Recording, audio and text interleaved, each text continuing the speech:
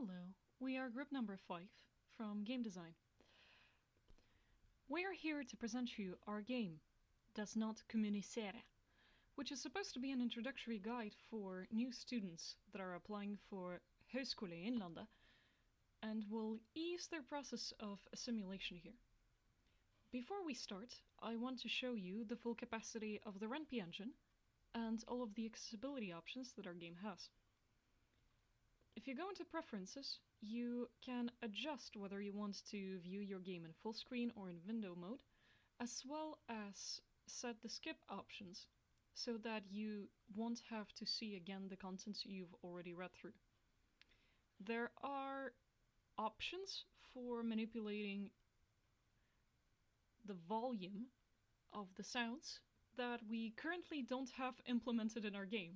So essentially, while the option is there, there's nothing that it affects at the moment. Here's also the text speed, which affects how quickly the text appears on the screen or how quickly the auto-forward advances the text. More on that later. If you go into the help, you'll be able to see all of the mouse bindings. Here are all of the options for what a mouse can do, what a gamepad can do, and what keyboard can do. One of these options is toggle assistive self-voicing, which allows you to do this. Self-voicing enabled. Enter, advances dialog and activates the interface. Space, advances dialog without selecting choices. Arrow keys, navigate the interface. Escape, accesses the game menu. Control, skips dialog while held down. Tab, toggles dialog skipping. Page up. Toggles. Enter, advances dialog and activates the interface. Space. Self-voicing disabled. So basically, those are the options in the game. The most important of them is Shift A, which is the accessibility menu, an additional menu that allows you to customize your game even more at any point in time. If you feel like, for example, you can't really read the text because it's on white background or very light background, you can enable high contrast text, which allows you to read everything black background white text. Like this. Now everything is perfectly readable. In addition, if you need to change the font for anything that's more readable for you specifically, there are several options from the default to Deja Vu Sans and Open Dyslexic. Default is Playpen Sans, so you might not be able to notice the difference between the Deja Vu Sans and it immediately, but the difference is there. Additionally, you can increase the size of the text if you need it to be even bigger, or reset it automatically. You can also increase the line spacing so that the distance between the text is bigger. Of course, all of this is potentially going to make the game unreadable, so do all of this at your own risk. There is a warning that all of these options might not work with old games, and some combinations might not make it playable. So reset if you get stuck. Self-voicing also has several options here. You can toggle between them Self-voicing disabled. to your own liking. Now, if we return and get back to the start, here is our survival guide for new students at HINN. Name is still in development. Here is a little introductory. Now, I have to explain to you specifically. Because the genre of the game is visual novel, it is expected that you would be familiar with the genre and therefore know that in order to advance in the game, you need to click your mouse button in screens like these. Alternatively, you can enable Auto option, which is going to automatically advance any of the text. If you don't want to click your mouse button, you can alternatively press space or tab.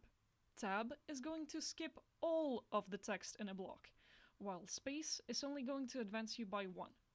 You can always press escape and read about that in help. This is all of your navigation. It will explain to you how to use the game. You cannot rebind any of this, which is unfortunate, but you'll have to deal with these limitations. Alternatively, you can press H in order to see the screen behind. So if at any point the images are not clearly visible, just press H and you'll be able to witness them in full glory. This is our official main menu. Here you can either do the level select, or you can see the useful sources, and alternatively just exit back to this menu. The reason behind we have to do the awful white text on grayish background is because by Ren'P's engine definitions, the text that's going to be used here is the same text that's going to be used in the menu. And we haven't had time to implement our own text classes to bypass this. So pardon us for the inconvenience of being unable to read the main menu. Now, useful information sources is where we set all of the links we thought would be useful for new students applying here.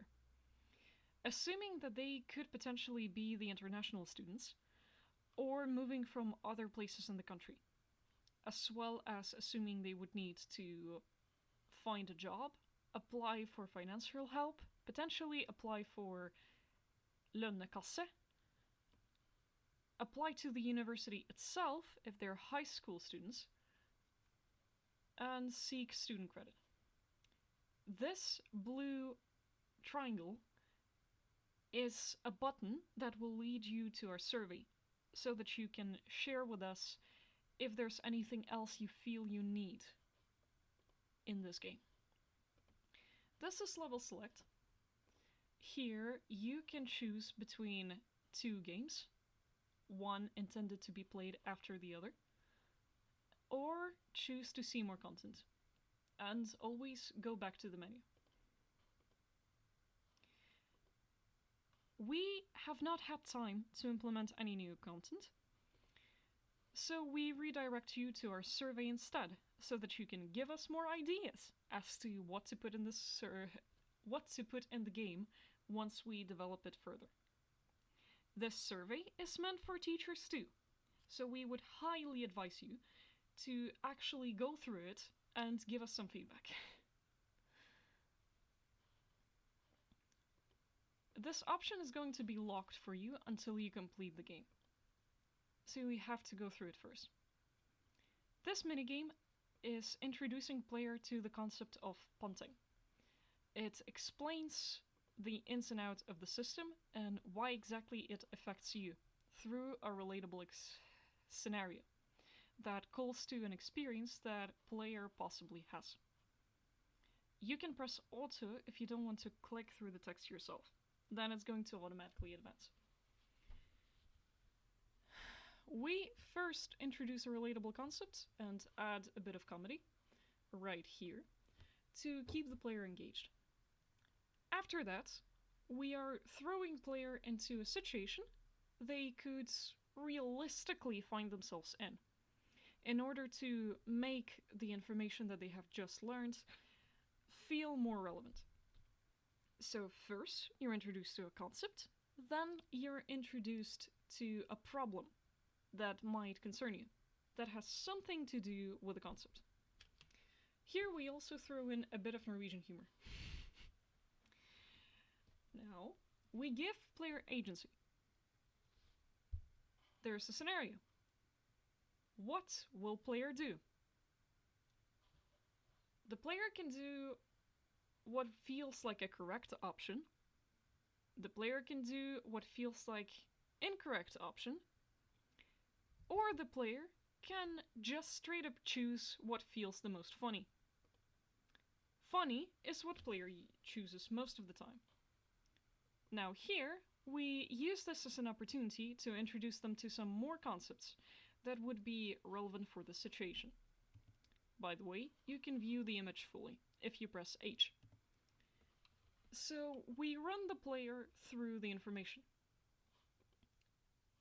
We run the player through the information that is relevant for HINN specifically, to make it more based on our university. Here is the securitas number. Here, we warn the player about the potential consequences that could apply if they are going to misuse the information that we've just given them. And here we explain why exactly the option was incorrect. A very similar loop is going to happen if you choose this option. It's also going to explain to you why this option is possible and what enables it to be possible. And then we explain why exactly it's wrong and what kind of consequences it can hold in real life. This approach will be mirrored in the rest of the exercises within this scenario. By choosing the correct option, the player can advance the game. By choosing incorrect option, the player is forced to go through it again. After choosing the correct option, the player is getting introduced to the rest of the information that is relevant for the concept. So we build more in-depth knowledge on the subject. We introduce how exactly this information can be applicable by them and be helpful in their everyday situation. So we explain to them that in case of punting, for example, there is a culture surrounding the phenomena. A gamified trash collection, which is popular amongst the people for a reasonable reason, and that they can engage with this concept too. There's nothing to be ashamed of. It's very easy, and it can help them to survive in the university a bit better, especially if they are a poor international student or if they haven't taken Lånekasse. So we find it important to start introducing internationals to the concepts that are key to Norwegian society. By the example of the most neutral one, here is more comedy. Because we have just went through a lot of very hard text, you are going to be presented with a beautiful piece of very funny situation with very funny illustrations that draws out the entire introduction. You get to make another choice because player agency is important. We use this to teach you even more concepts. Like, for example, in Norway, it's not appropriate to scold children, which might be a relevant thing if the person that's playing through the game is an international that might not be familiar with the concepts of how Norwegian laws work, and that come from the background where child abuse is more normalized. This helps to avoid hard situations or awkwardness in communication between the students, because it keeps everyone on the same level. Of course, you can replay the things again, and we also include links, as you could see here, to external sites that could explain the situation further if you want to read about it in depth, so we don't overstay our welcome with this information. It's not as important as the information about the securitas number for the university, so we omit most of it. There's always a funny option that the player is most likely going to pick, because it's going to be rewarding and it's easy dopamine. And that helps to keep player engaged and keep their curiosity high to explore more of the game. Of course, it's a very serious topic, so we have to include a lot of text describing it. But also, because it's presented in such a funny way, it kind of makes it easier to make the player digest this information and sit through it. Because now it's no longer boring text, it's boring text with very funny visuals. So it helps to keep you engaged. But also we make sure to stress what are the consequences of the choice and explain why exactly the choice is incorrect. The correct option here, also very funny, because we assume that certain players will not want to pick the wrong options for whatever personal reasons they might have. For example, certain people feel uncomfortable about choosing incorrect options because they feel very real in a scenario where you see a real human being. So we still make sure to reward them, even if they just stick to the right options. And here we expand upon the concept even further. We present a counter-argument to what you just learned. We show more perspectives, more depth, and we show it with very visual and direct examples that feel relevant, that feel personal. You don't want to be sitting around in a room full of trash bags. While pant is good, there are definitely undersides. What do you do in this situation? You can introduce a bit more about Norwegian society through this, because it really allows you to bring them into a situation that they might be unfamiliar with. And this will help them to become better as a person and as a member of Norwegian society. So we make sure to explain it and why exactly the things are the way they are, so that there's no ambiguity, no misunderstanding left.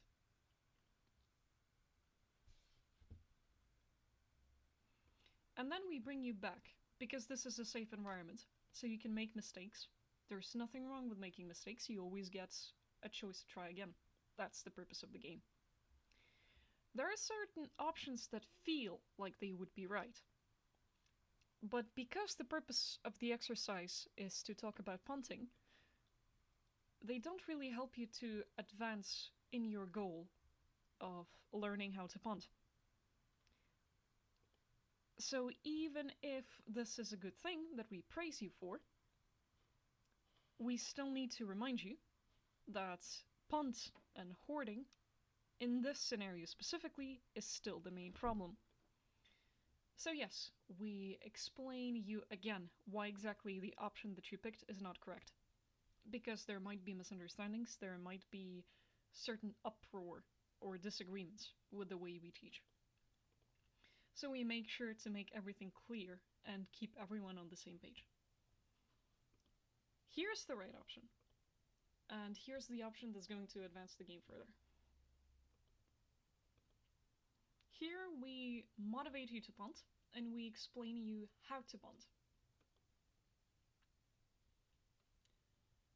Now, we understand that certain levels have different initial level of skill, and they might not need the explanations that we're about to teach them. So we give them a choice.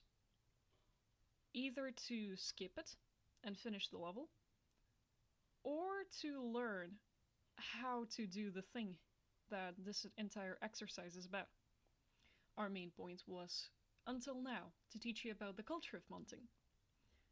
It is a question whether you yourself want to interact with it, but you should at the very least understand it, because it's going to make your stay here easier, at least because you have more opportunities for bonding. I'm going to save right here and show you what happens if you don't want to do the thing. Wait. Okay, I'll show you what happens if you do want to learn about punting. It's about time you know what makes a difference between altruistically collecting trash and earning some pocket money off of it. Here we insert a witty bit of comedy to keep you engaged. Even here, where everything is very important, we still find a way to sneak more enjoyment, more engagement into the process. We also credit our sources, so that the player can research the question themselves. All of the red text in the game is clickable.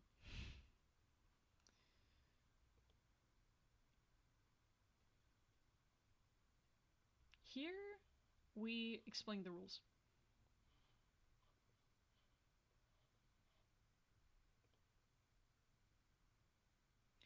Now, it would have been better if we had more pictures included here.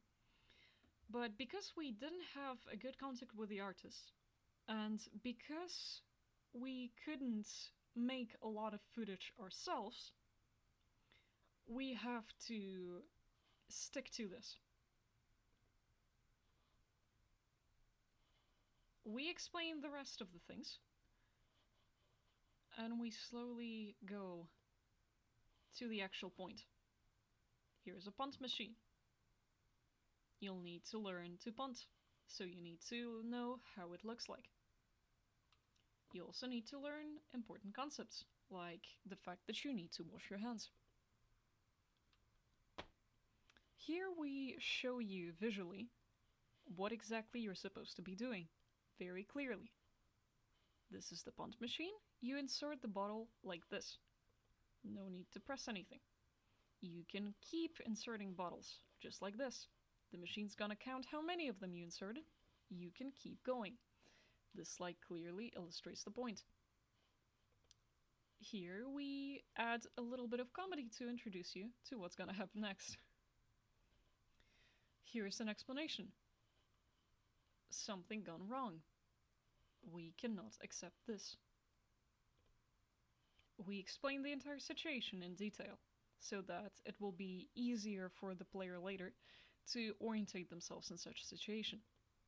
All of this is with visual examples, with very clean explanations, but also with funny ones, which makes it much easier to memorize the information.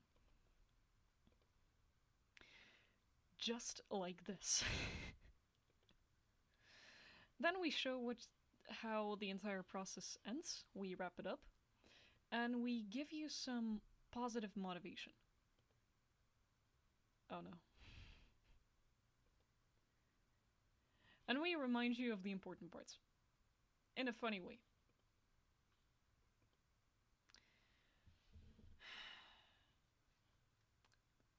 One moment. There were minor errors with how exactly the demonstration went, so let me show you again. You're being explained the concept. You're being shown how the punt machine looks like. You're being stressed the importance of washing your hands while doing it. You're being shown clear visual examples of how the process goes, what can go wrong, so that the player is prepared. Then, we show you how exactly the process is supposed to end, and what happens afterwards. And we motivate the player by showing them a very positive outcome that they themselves could achieve. And then we stress the important parts again, right after the dopamine hit, so that it still cements in their mind. But, well, more likely that they will remember it.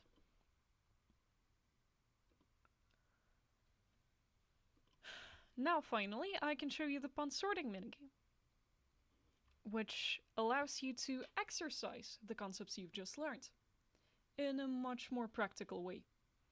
Because it's a bit hard to keep the player engaged in a visual novel, and comedy on its own might not be as effective, we still include the gamified elements. Those gamified elements will especially allow you to really memorize and understand the system better by directly being allowed to interact with it.